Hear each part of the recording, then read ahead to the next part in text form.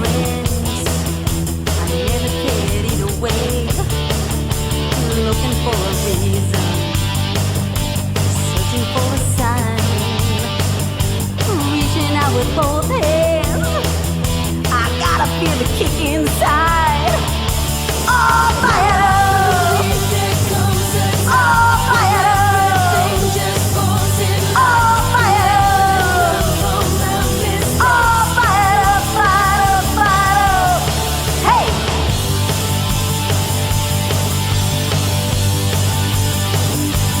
Ain't nobody living in a perfect world. Everybody's out there crying to be heard. But I got a new fire burning my heart, lighting up the darkness and moving like a meteorite. Oh, fire! Oh, fire! Oh, fire! Oh, fire, fire, fire! Now I believe there comes a time when everything just falls in line. We live and learn from our mistakes. The deepest cuts are healed by faith.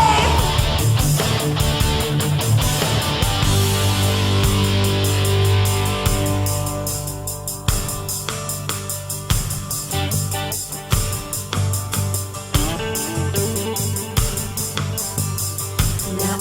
believe there comes a time when everything just falls in line. We live and learn from our mistakes.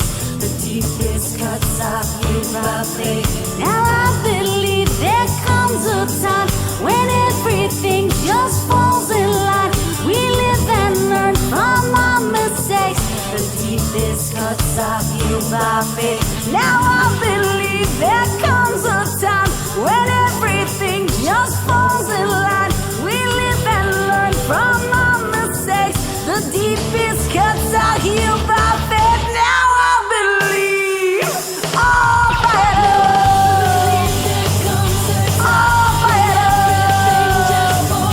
Oh, fire! Oh, fire, fire, fire!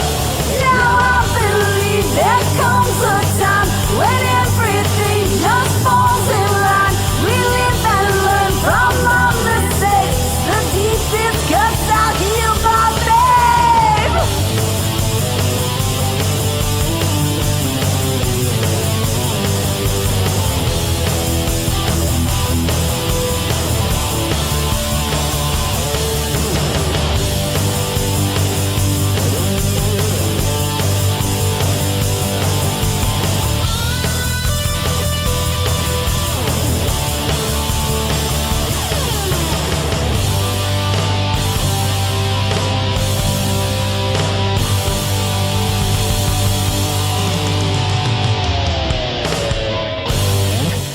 Welcome to RenéMarie Stroke of Luck. When challenges come up, we just fight through it and we get to be successful one way or another. Thank you so much for joining us today. We're so sorry we're a little bit late. We were having technical difficulties on Facebook. It wasn't allowing me to change the audience view and it was private. So I don't know. So we went live on YouTube and we shared the link to Facebook. That's what we do. I don't want to hold back anymore. I'm so happy that you're joining us today. And of course, this show will go on forever.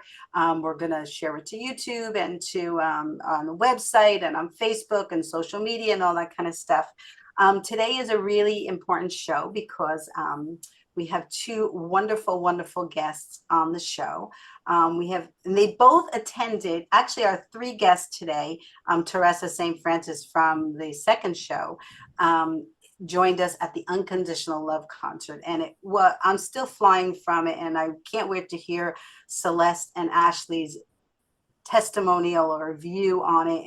And because we really wanted to bring joy and love and happiness and peace and healing through that show. And we can't wait to hear someone's outside view of us because we can't think straight since we're still flying.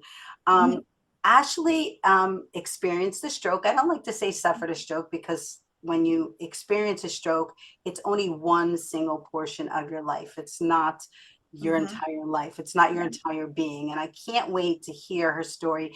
She actually was uh, brought to the Unconditional Love concert through Susan Kern. Susan Kern lives in Hawthorne, and actually, thank God that the Chamber of Commerce shared our memo, our flyer that we were having it, and Susan saw it, and she invited Ashley, and Ashley Mhm. and Susan came. So it was extraordinary to have them there. And then we have another very special guest who I connected with my first hat job, the Radburn Association, Celeste. Celeste really blew me away with her show, crying on the Camino, Celeste, Yep. cooking on the Camino. Um, it was an experience that she had, journeying through Portugal. Am I right? Am I Through Portugal to Spain. through Portugal to Spain? And Celeste and I met through Art, her husband. And she actually, her husband is the board president at the community I work at. A very dear, gentle soul. He's wonderful. But Celeste, when she did her fundraiser at Radburn, it really, it took me back, because that's my vision for myself, is to actually go on tour, fully on tour, and to do that. And she's had an extraordinary experience with that, and just the storytelling. And she actually wrote it, and she acts in it, and she sings in it. It's funny, it's sad, it's just really extraordinary. But before she started this show, she actually was a speech pathologist, which ties right into our world. So me, I am an entertainer, as well as suffered a stroke, as well as a lifestyle director. So it's just really wonderful the way that we're all coming together, and we all were there at the Unconditional Love concert. So thank you so much for joining us, and thank you to Ginny for all the back end work she does on the Stroke of Luck internet TV show and podcast, because without her we couldn't do it. I always like to give thanks. So without further ado, I'm going to let Ashley share a little bit about her story. Thank you for joining us. Thank you for joining us, both of you. And we're sorry we're a little bit late, but Ashley, tell us a little bit about your story, and then I can't wait to hear from Celeste as well. I love your background, Celeste. It's wonderful. It looks good. Okay, go ahead. Thank you. So I wrote down my story so I don't forget Oh, good. anything. Um, I said on November 7th, 2023, I had an arterial dissection in my basilar artery, which caused an ischemic stroke. It came completely out of the blue. I did suffer from migraines and headaches, and about a week before my stroke, I had a headache that wouldn't go away. I was traveling to see a friend, but had to cancel her birthday plans because the pain was so bad. No medications helped. After traveling, I returned home and suffered the stroke a couple days later. It began with intense nausea. I vomited and didn't make it to the toilet. That was very unlike me. Thank God my mom was visiting me at the time. Otherwise, the outcome could be very different since I live alone. She helped clean up the bathroom, but I continued to throw up a few more times outside. I laid down in bed thinking I was just sick, but my symptoms kept getting worse. I had a really bad headache and kept vomiting to the point of dry heaving. I was sweating and freezing at the same time. I remember being on the bathroom floor, um, kind of driving into a pot. I never fainted before, but it felt like the whole world was spinning, and the only way I can describe it, I told my mom that something wasn't right to call 911. Hmm. She had to physically help me into bed when the paramedics arrived. I couldn't even open my eyes because my headache was so intense. And at the point, my vision was affected. The paramedics took my vitals and said everything looked okay. I wish they had taken me to the hospital at that time. That's one of the biggest regrets I have. I often wonder if my deficits would be different had they done so. It was really hard to accept this. They left. Hours passed. I went to sleep but continued like dry heaving throughout the night. In the morning, my mom gave me toast, thinking it was a migraine. I told her I needed to let my manager know I was not coming into work. She handed me my laptop, but I kept getting the password wrong. Then I tried texting. I couldn't even do that. I was frustrated, so my mom had to do it for me. At the time, I didn't realize this was a neurological issue. I got to the point where I couldn't walk on my own. At 36 years old, my mom had to shower me and wash my hair. I remember sitting on the shower floor because I couldn't even stand up. She helped me get dressed and later told me that I wasn't making sense when I spoke. When she asked where I lived, I gave her my old address. That's when she called 911 again, knowing something was seriously wrong. They took me to the hospital again. I don't remember this at all. I'm actually grateful I don't. Apparently had a CT scan, an angiogram.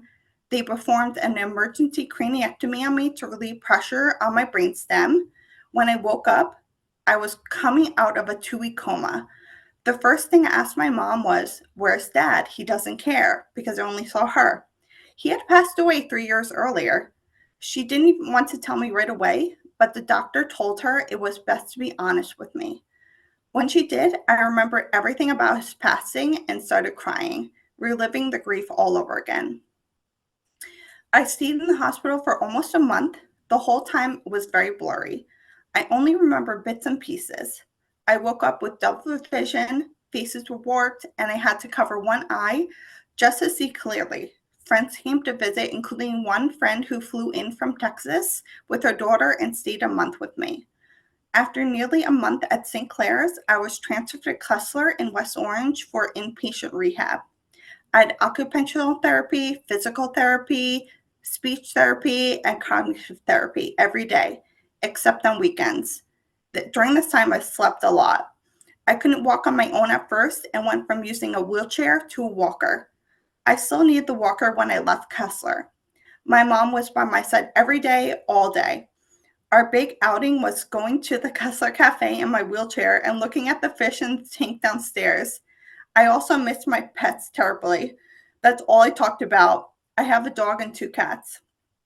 Eventually, I was able to walk unassisted. I'm still off balance, but I've come a long way. My double vision resolved after a few months with the help of prism glasses. I'm back at the gym now, taking classes, modified, but still showing up. It helps me feel like myself again. I've been through a lot in my 37 years, and I try not to take anything for granted. I focus on living in the moment because tomorrow isn't guaranteed. I'm still doing OT, took a break from PT, but I walk my dog and go to the gym regularly. Recovery is a long, difficult road. I went from being extremely independent to relying on my mom to live with me, drive me, help me with basic tasks. Now I'm back to living independently, walking my 60-pound dog, which was a huge victory for me. I'm driving again and working the same job I had before the stroke. I'm really grateful for how far I've come and the recovery I made so far. And that's my story. Oh my God. That is, you have really recovered very, Yeah. very a lot, and and I could see how emotional you are and how tender you still are and how affected you are. But God, you are a survival story and an inspiration to a lot of people that suffered stroke, because to go from where you were to where you are today, it really shows that there is life after stroke and you can recover. You can recover. You can recover physically, you can recover speech-wise, you can recover, mentally. It's hard. It's hard. It's It's very really hard. hard. So thank you for sharing your story. You're welcome. We're gonna let Celeste share her story of how she started as acting and was a speech pathologist, and then her journey, and then we'll tie it together because I really want to hear, Celeste, how hearing Ashley's story, what you would do with that as a speech pathologist, and how this was my thought process when I was trying to work on the press, is how you use your entertaining in speech pathology, because you probably used some of those tools as an entertainer, as a singer in speech pathology. So tell us your story, Celeste, of what where you are in your life and how you got there. Okay, before I even share my story, I'm very emotionally affected by Ashley's story because I came on the Zoom today knowing nothing of Ashley. And of course, I see a beautiful girl with such poise, Yeah. such excellent articulation in her delivery. Thank you. And I'm sort of blown away hearing the history of the onset of your stroke. When I began speech language pathology, my first practicum was at Middlesex Rehabilitation Hospital. And at the time, I was uncertain which avenue I would take in speech pathology, because what people don't realize is it's a vast field and there are so many avenues. It's almost like saying you're a doctor, and then the next question is, well, what kind of a doctor? Because you can go into stuttering and fluency, you can go into working with children with articulation disorders, you can go into the hospital where you're working with laryngectomies and stroke. So I was really just at the beginning of my career.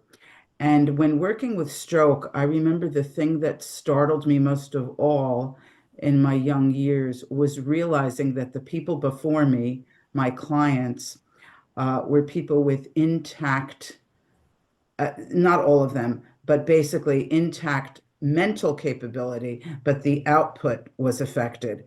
And I remember thinking, what I'm trying to imagine what a kind of inner prison that is. I don't know if the stroke manifested itself that way to you, but the one patient that I remember most uh, did have intact comprehension and such knowledge, and he was an attorney.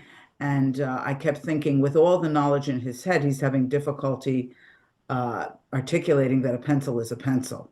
And I remember feeling such tremendous empathy that I thought at the end of all of it, I thought I really couldn't work with, I didn't have the stamina to work with that because I guess being an actress, I had two majors.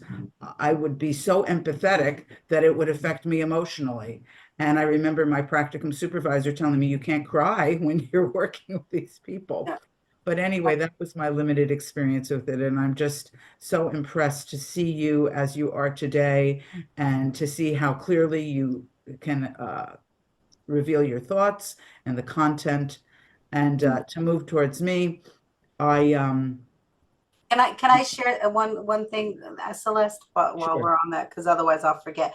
What I love about you, Ashley, is you I know that things happen in life for a reason, right? Yeah. So we couldn't get on Facebook, Yeah. we went on YouTube, we Mhm. transitioned, right? The Yeah. same with you. You wanted to make sure that you told your story correctly, so you wrote it down. Yeah. Yeah. Okay? We figure out ways to get through life. That life is challenging and difficult, and we Yeah, it's figure very out ways to get through life.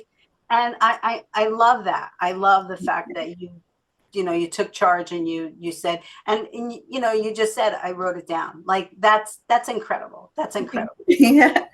Sorry about that, Celeste. Go ahead, share That's your. okay. And Ashley is actually way beyond me because she was able to navigate the Zoom, which no matter how many times I do Zoom, I can't do it. And I was so impressed that you were able to go live. That's like Greek to me. So you are beyond me, you are.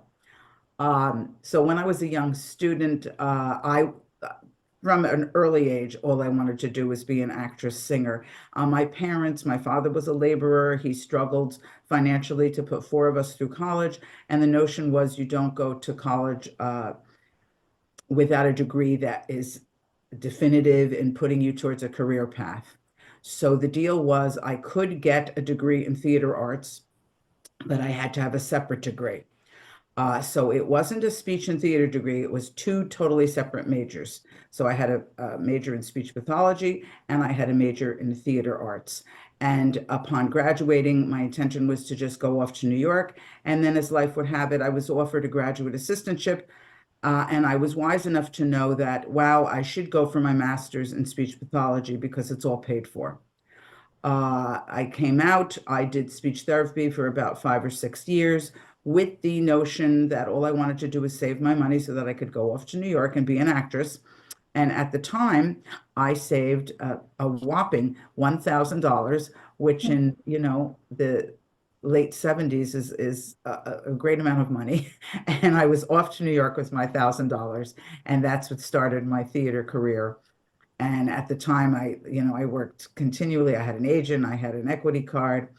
Then life circumstance that I don't have to go into, but my husband lost his very, very solid job of many years.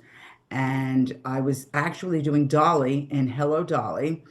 And immediately I had to return to my speech pathology career, or we would have really lost our home and lost our mortgage. So in a funny way, for the first 2 months, I was doing speech therapy during the day and Hello Dolly at night. Oh my But gosh. that was an impossible thing to continue. So, the show closed, fortunately. I went back to speech pathology. I did that for 17 years in between. Many people always ask me, if that was if I have regrets about that, or do I bemoan the fact that I had to move off into speech? But it was actually a tremendously enhancing and rewarding career. I ended up going the avenue of speech therapy towards autism.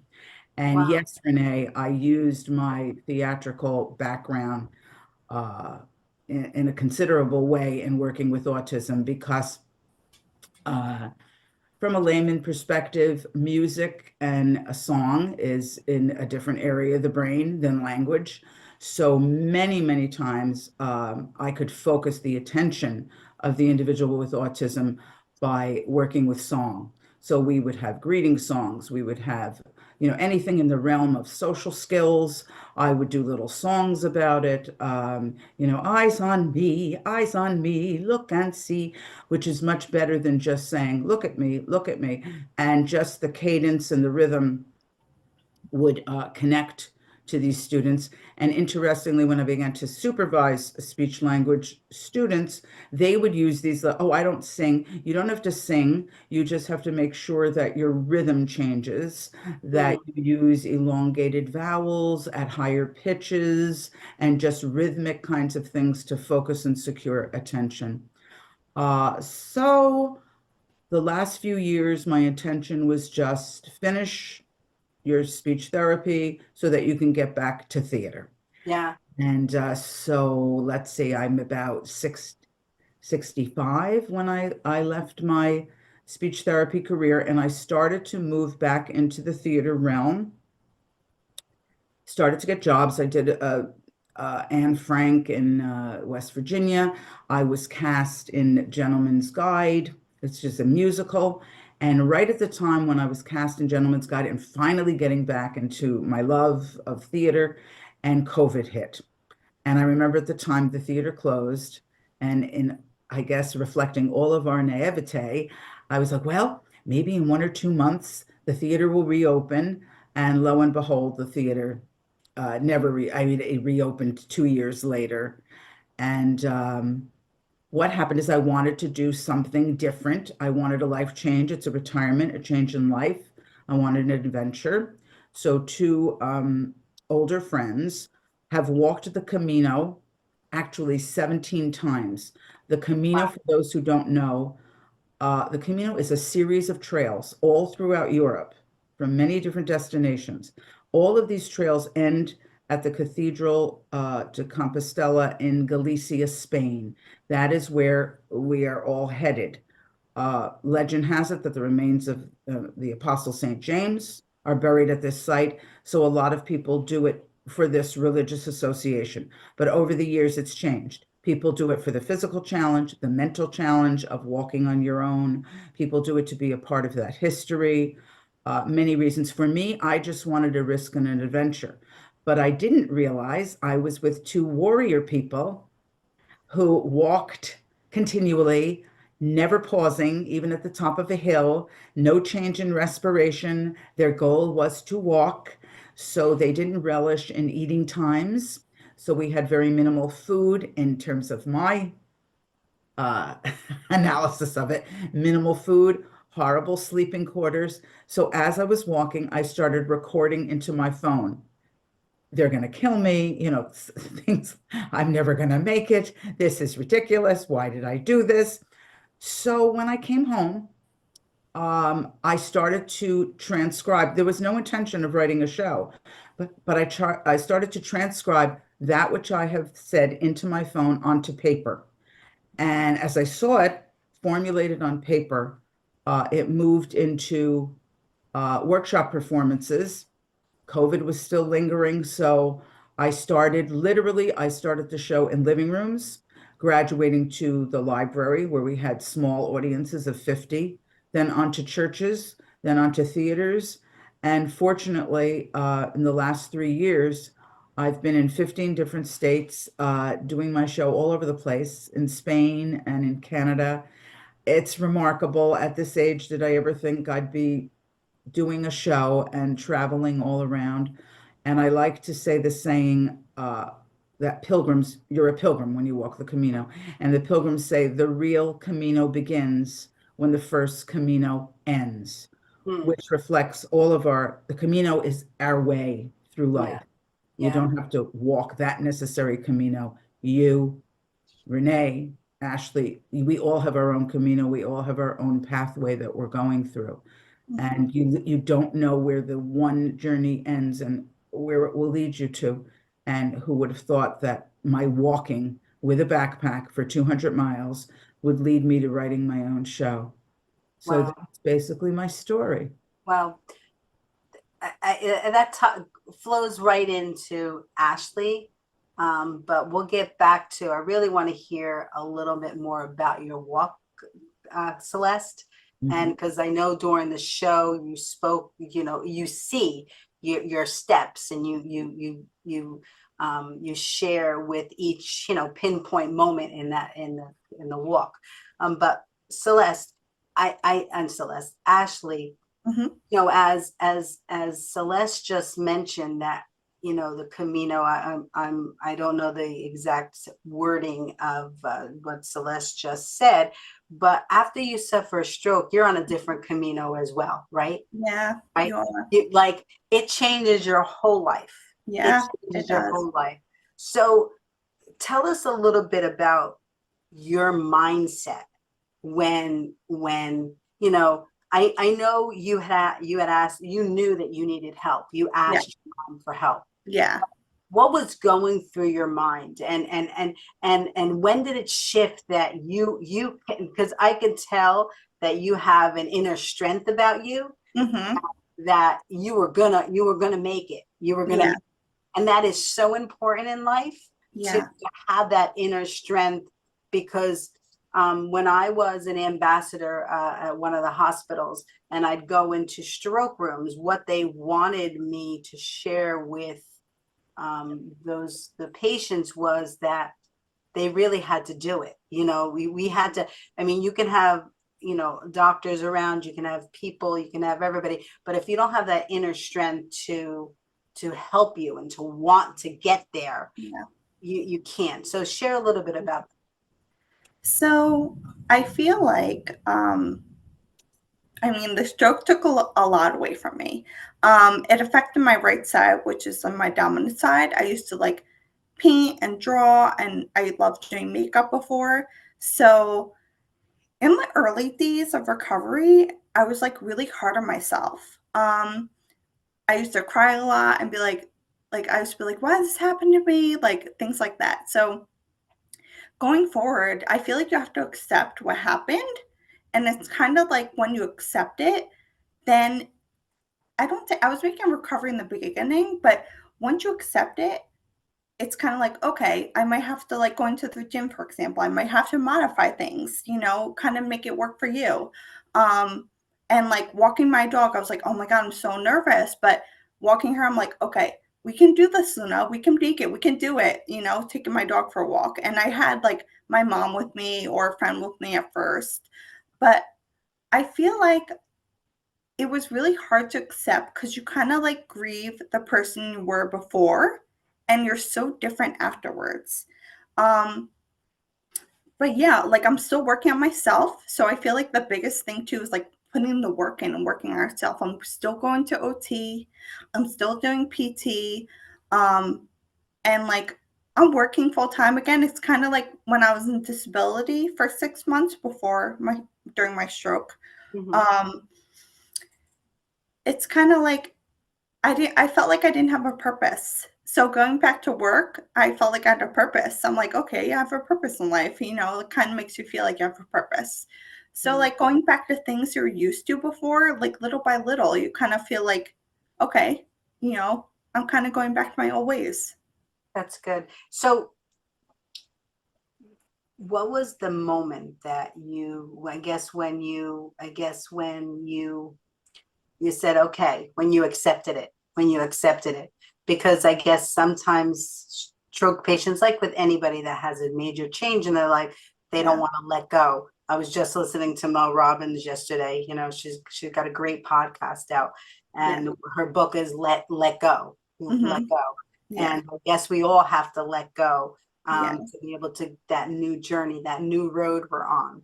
Yeah. Um, so you're incredible, and I think I believe that part of your purpose is really to be an example for those that are suffering, strokes. I mean, strokes happen to the major cause is number one in disabilities, Yeah. Yeah. which it causes. So Mm-hmm. it's sad, but with people like you be an example and coming on this show and Mm-hmm. saying to people like, this is what happened to me, but Yeah. look, I'm okay and Yeah. I'm back to work and I am. So Yeah. it's a wonderful story, and maybe write it down, maybe publish it, maybe Yeah. put your story out there so that Okay. people could read it, and you're Mhm. part of our family. We'll definitely, use your story as, you know, hope for people, hope for stroke patients, and not only for stroke patients, but hope for families. Yeah. Because talk about your family, on the back end, watching you go through this. Yeah. I'll never forget. I mean, this is vivid in my brain, is laying in the bed in the emergency room and not being able to speak and seeing my Yeah. father at the foot of the bed, Yeah. in really devastated because Mhm. his mom had lost three sons. So I could just see in his eyes, am I going to be going through this? Am I Yeah. going to be going through this? And I've had a lot of dear friends that have lost children, and it's devastating. It's devastating Yeah. to them. So to share a little bit about your family, and then we're going to get back to Celeste Yeah. on the Camino, because I think that's such a and actually when we put the show together, we never thought of the tie with the Camino and the what the Camino means. So share a little bit about your family. So I don't really have a big family. So I have my mom and my brothers in Nevada. But my mom was there, like she was visiting me. She lived in Florida. I'm in New Jersey. And she said seeing me like in the bed in a coma was one of the hardest things in her life to deal with. And she was there like every day. If they let her sleep at the hospital, she was there sleeping. My really close friends came to visit me. So it's like, it's kind of like your friends are your family too. Like I have really good friends Yeah. who I've known one friend since second grade. She's like family to me. Um, my friend Jeff and Patty, they're like family to me. My friend who came from Texas, Alex, who came with her one daughter because she's married and they live there and she has two daughters. So she stopped her life to come over and see me. And my friend Nicole was there too.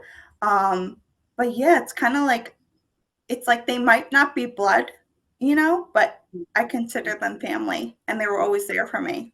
Wow, that's Yeah, you incredible. kind of like see who's there in the hard times. Um, but yeah, yeah, Mm, that's wonderful. Yeah, sometimes it's not your family, sometimes it's loved ones. You yeah, know, we're all family in life. That's my thought patterns. We're all one big happy family. Well, one big family that yeah, are really trying to survive. We all yeah. have our own stories, Hmm. and yours is incredible. Hmm. Celeste, talk to us a little bit about like when you were writing this Crying on the Camino, what was your intention as powerful as the show is? I don't think that I think I hope that people book you and book you and book you because you have a message to give to everybody. And what would be that message? What's that message that you want people to get from the show? Oh, there's so many different things. First of all, in writing it, it's interesting you say when you wrote it, did you know how, basically, to paraphrase, did you know how powerful it was going to be? And no, I just started it as a 30-minute piece in a workshop class, and had no plan of really writing a play, so to speak. My teacher slash director at the time said to me, you know, it's easy to write about the humor and the horror of the trip because that is foremost. But if you don't develop an arc and come to some kind of a uh, inner reflection of what was going on, you will not have a fully realized piece. And I truly don't remember the development of it. Friends have said, well, oh, did you every night at 7 o'clock write for an hour? Were you really structured? And I guess it all came together without a plan. It's hard for me to even imagine how it formulated. But I do recall one day reading the Beatitudes of the Camino. The Beatitudes are the blessings that different pilgrims, and as I mentioned before, you earn the title of pilgrim when you walk the Camino. Different pilgrims have written these Beatitudes. And I must say that when your intention is solely to walk without distraction for 11 days in a row, something happens with the free flow of consciousness and with the added experience of total exhaustion that frees up your way of thinking. So these Beatitudes are quite beautiful. And in reading them, I started to realize that they would easily insert into my piece. For lack of a better phrase, it was almost like the end of each scene came with an inner reflection because it is a story. I tell the story. I emulate the characters on the trail, but there is always a time when I'm more of a muse, where I'm considering what's going on internally, and those are the Beatitude moments. And just listening to Ashley and you, Renee, today, I start to think that these Beatitudes that end each scene might be something that's interesting to share. The first Beatitude involves us coming to a river that we can't see anything. And my hiking companion said, oh, this would be so beautiful if only we could see it. And at the time, I thought that was the most ridiculous thing in the world. But later, I wrote the Beatitude, blessed are you, pilgrim, if you can, oh no, I can't even remember it. Blessed are you, pilgrim, if, oh, or what is it? Just give the intention of it. You don't have to So remember. anyway, it's, oh, if, okay, blessed are you, pilgrim, if you can anticipate beauty, things that are not seen, is basically the message. And I'm thinking in terms of your journey with the stroke, you could never possibly see what was coming before you. But if you can sort of imagine it, you can imagine the beauty in what is to come, the things that you cannot see. And the other one that comes to mind is blessed are you, pilgrim. It's hard because I know the show so much in sequence. Blessed are you, pilgrim, to know that though you walk on foreign soil, the Camino and those with whom you have shared it are yours forever. And in a sense, Ashley and you are walking on foreign soil as you experience what the stroke has altered in you. Yeah. And then the final beatitude, blessed are you, pilgrim, if you can ballast yourself in reality and then throw yourself into the sea. The sea is inspiration. Because if you can, and you are starting, each of you, after the stroke, you are rooted in the reality of what's happened to you, and you ballast yourself in that, but then you almost have to throw away everything and go into this new journey, working, as you said, Ashley, mourning the person that you used to be. I will have to share with you, Renee, a fellow speech therapist, actress, similar to me, suffered a stroke and wrote a book that I've read and is very powerful. And so I Share definitely, share it with, I you can't know, remember the name of it. okay. Share it with me, you know, and I'll post it. And I'll Yes, post it and listen to it.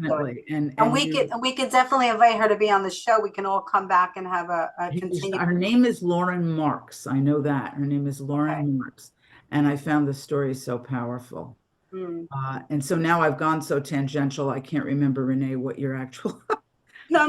But was. what I was thinking was, and this is how, you know, my stroke happened many years ago. And I always try to stay. Celeste knows this because I've had conversations with you, Celeste, about always remembering what happened to me so that I always stay in gear of what my actual purpose is. You know, it's hard, you know, when you get down the road, you know, to always remember. But God reminds me all the time because, you know, like my right side, you know, the same as you, my right side is off balance and stuff. And that's my internal thing where I really have to always remember my purpose, and my purpose is to bring hope to people and bring joy to people. And I love to do it through entertainment. But what I was going to say was I always try to live by faith, not by sight.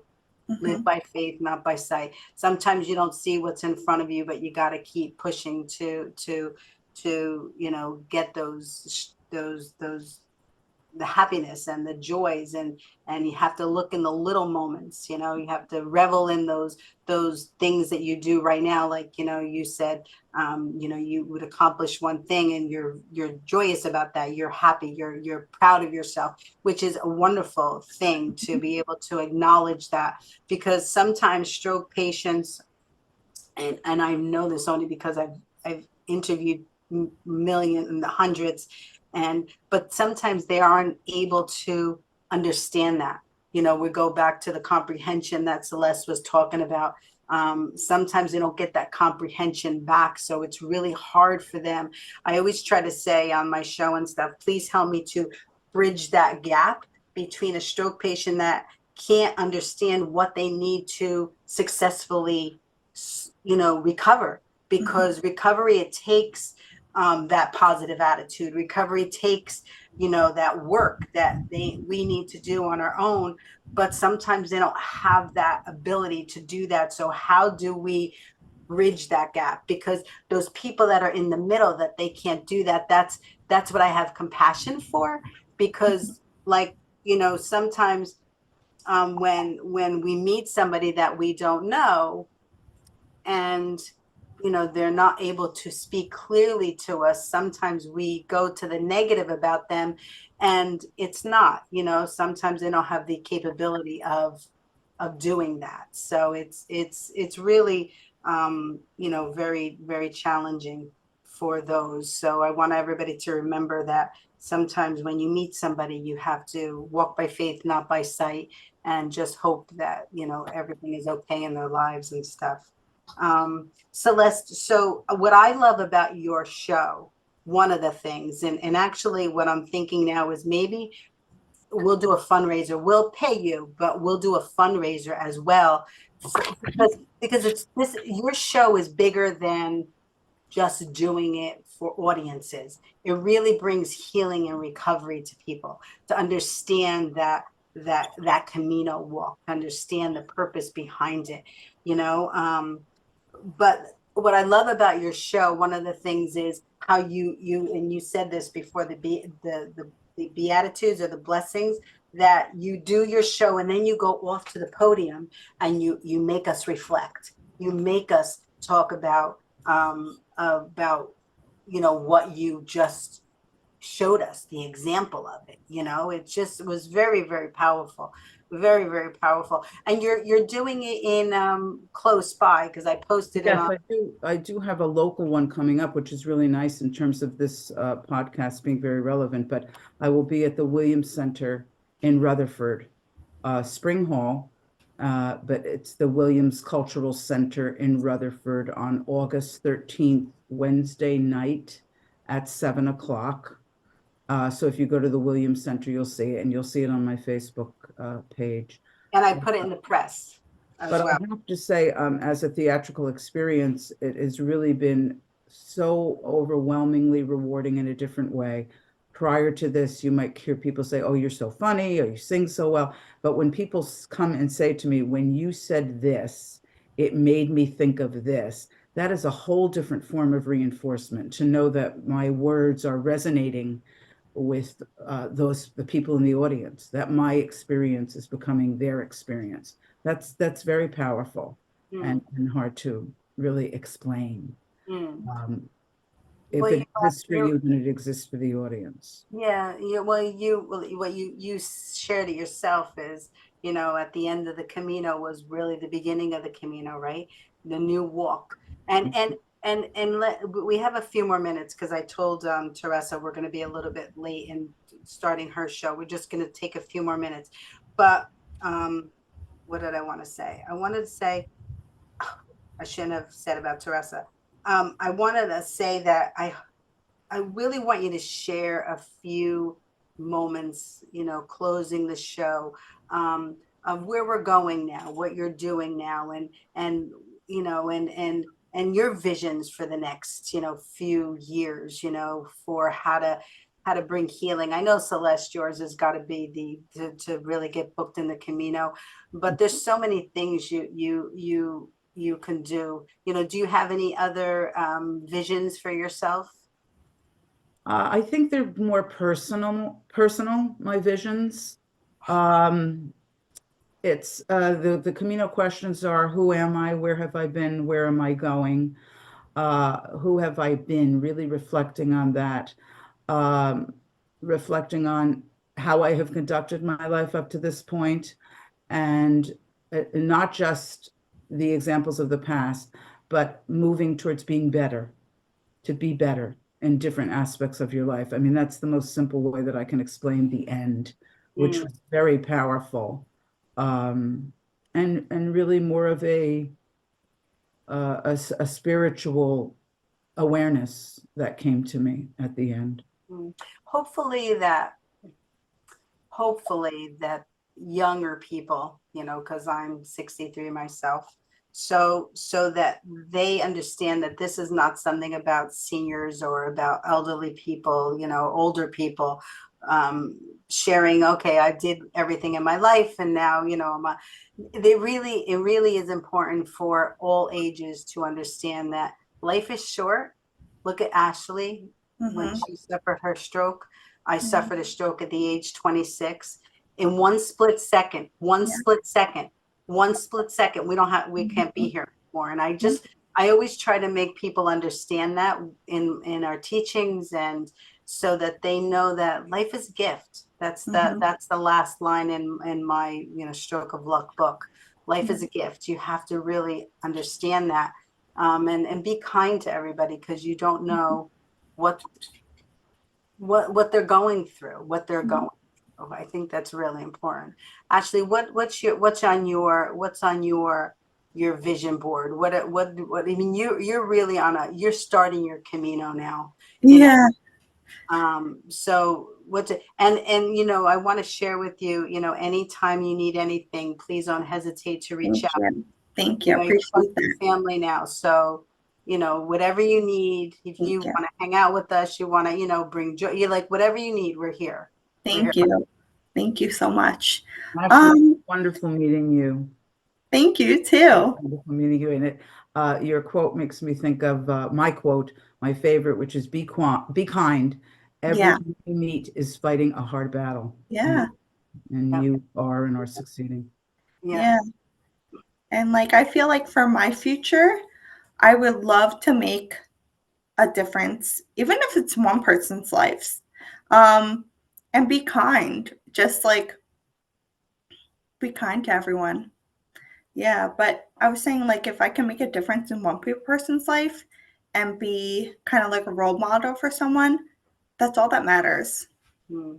Yeah. But you have a shining light. Doesn't she have a shining light through her eyes, Celeste? Oh, yeah. Like I said, I know nothing of your background. I'm seeing this poised, put together, beautiful person. Thank you. Wow, do you have a story to tell? Yeah, yeah. It's funny because, like, a lot of people say, like, they're like, okay, you look like the same person you were before the stroke. I'm like, yeah, like I'm glad I look the same, but it's like I'm so different now. Mhm. Yeah, like I feel like life is a gift because my stroke came out of the blue. I could have died. Like it's kind of like that's why I try to live in the moment. I try not to look. Things happen in the past. I don't like to look in the future because I'm like I want to live right now because tomorrow is like guaranteed. I always there's a family member, you know, stroke. Maybe you've heard of him, Ralph Mhm, Cortellessa. He's mhm. on you know, Facebook friend, and I met him, and he comes on the show, co-hosts the show and stuff. I always we came up with the word while he was on the show one day, urgency, Yeah, urgency. yeah, That we live with an urgency yeah. because our life flashed before our eyes, Mhm, and we have an urgency. What I've learned with a mentor of mine who I used to work in another community, was a mhm, board president in that community as well, Dominic Cortellessa, is that I had to tone down my urgency. mhm, I had to tone it down to mhm. regular language to everybody, because I used to be up here going, I can do this. Like, oh, I can't take it. Like, you know, they used to block me out. So I had to learn. And you already got that. You already got the poise. Like, I'm like, wow, it took me like 20 years to get poise. And you, like, you handle yourself so well. Like Celeste said, it's just incredible. So, you know, do videos, you know, we're telling you, you have the capability of do videos, you know, short videos like Maddie and Nicole. They do Yeah, short videos every day, yeah, you know, live videos and stuff, just to tell your story, and just yeah. it's incredible. Thank You're a blessing. You really are doing a wonderful job. So thank thank you for you. coming on the show today.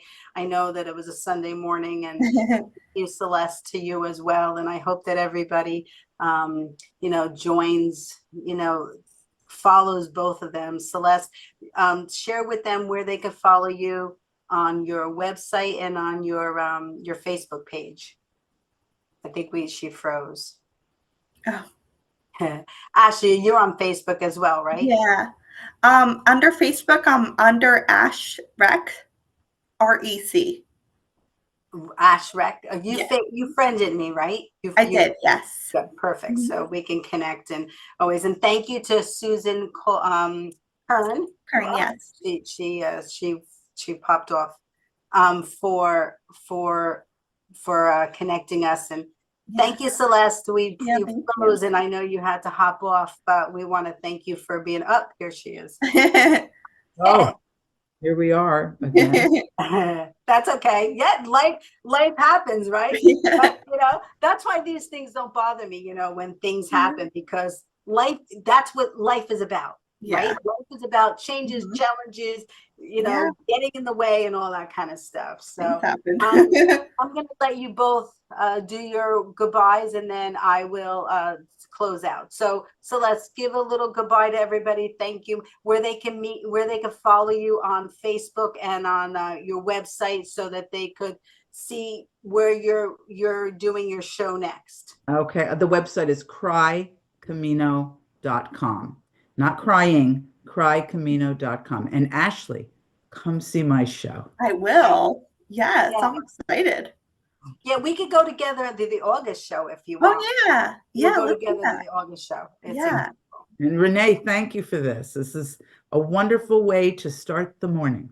Yes, well, you deserve it, Celeste. I always, you know, people that I really believe in, I want to support them in any way that I can to get their story out and their information out, because you know, and I honestly believe that I'm in the place that I am in my life, and I'm talking about working for Radburn to meet people, to, you know, I wouldn't have met you if I didn't work in Radburn. So, you know, it's just a blessing. That's a small blessing. That's one of the things that I've learned. There's so many people I'm learning so many things from, you know, and I am a watcher. I always try to watch how people navigate through things, and learn. I'm always absorbing to learn how to better myself through my life, because you know, uh, I want people to be kind to one another, and I know Celeste does too, and you as well, Ashley. Ashley, give your final words to everybody. Yeah, thank you for having me on the show. Just say, yeah, treat life like a gift, because it is a gift. Yeah. So, Celeste, if you can connect me with your friend who had a stroke, we'd love to have her back on. And I'd love to invite you both to be on that show so we can continue this conversation, because we're never done, right? We're lucky we're never done. We're never done. So, so thank you so much both for joining us today. We're going to close out. Thank you so much. Stay tuned. I have the Teresa St. Francis, and actually it continues this conversation, because the title to the show is In the Moment, In the Moment.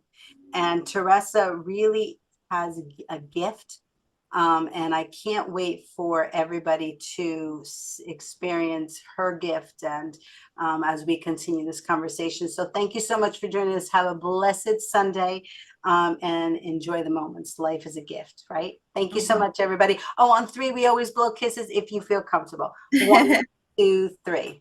Flow with it, you know. It was awesome. So thank you so much for everybody for joining us. We ran a little bit over, but I'm happy. I hope to have you back on. If you ever have anything special going on, please let us know. Diane has the contact information. Just reach out. We're always love to network and to help you in any way we can. So that's what life's about, right? So sometimes I forget we're on Facebook, like we're chatting, but we're streaming around the world. So so I want to say thank you to everybody for joining us today. It was an incredible show, and really very informative, and I love the compassion and help that everyone has had. So on 3, we always blow our kisses if you feel comfortable.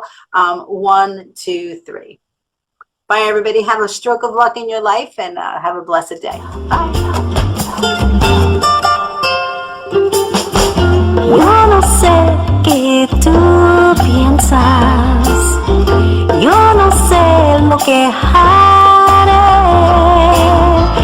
yo no sé lo que estoy perdiendo, yo no sé lo que va a pasar. No me puedes escuchar llorar solo sin ti, no me puedes oír llorar.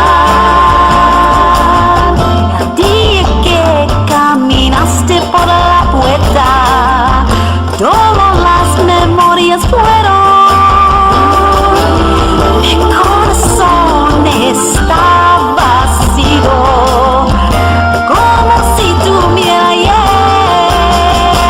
No me puedes escuchar llorar solo sin ti. Mi corazón está sufriendo. No me puedes escuchar llorar solo sin ti, no me puedes oír llorar.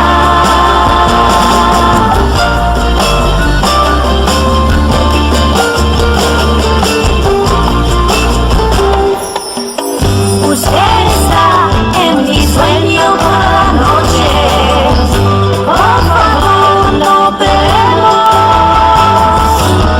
Y es tan difícil para mí, para ti. ¿Qué puedo hacer? No me puedes escuchar llorar solo sin ti. Mi corazón está sufriendo. No me puedes escuchar llorar solo sin ti. No me puedes oír llorar. No me puedes escuchar llorar solo sin ti. Mi corazón está sufriendo. No me puedes escuchar llorar solo sin ti. No me puedes oír, no me puedes escuchar.